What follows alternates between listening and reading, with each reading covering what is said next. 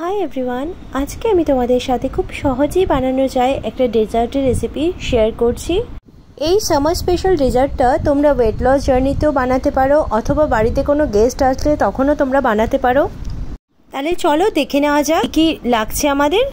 আমি এখানে 500 গ্রাম টক দই নিয়ে নিয়েছি, আর মিঠাই মেড যে কনডেন্স মিল্কটা আছে সেটা নিয়ে নিয়েছি। এবার টক দইয়ের মধ্যে আমি মিঠাই মেডটাকে মিক্স করছি। যতটা পরিমাণ মিষ্টি দরকার ততটা তোমরা নিয়ে নিতে পারো নিজেদের পছন্দ মতো। এখানে আমি চিনি ইউজ করছি না, তার বদলে আমি দেশি খান্ড ইউজ করছি। তোমরা গুড়ের গুঁড়োও দিতে পারো, চিনিও পাউডার করে ইউজ করতে পারো। আমি যেহেতু চিনি খাই না তাই আমি খান্ড ইউজ করছি। এইবার আমি ম্যাঙ্গো পাল্প ইউজ করছি।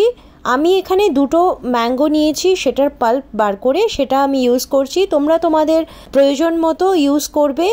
এবার পুরো মিক্সচারটাকে ভালো করে একদম মিক্স করে নিতে হবে। তোমরা হুইস্ক ইউজ করতে পারো, এখানে আমি চামচ ইউজ করছি। আমি ভালো করে, যেহেতু ওপরে সব ইনগ্রিডিয়েন্টস আছে তাই আমি ওপর নিচ করে ভালো করে মিক্স করে নিচ্ছি।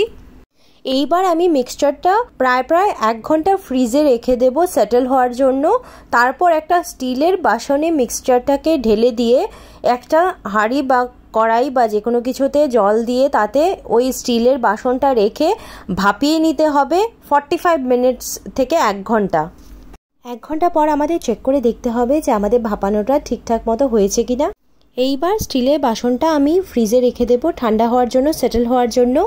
তারপর নিজের পছন্দ মতো বাসনে নিয়ে এটাকে ডেকোরেট করে তোমরা পরিবেশন করতে পারো। ঠান্ডা ঠান্ডা খুব খেতে ভালো হয় এবং খুব সুন্দর হয়।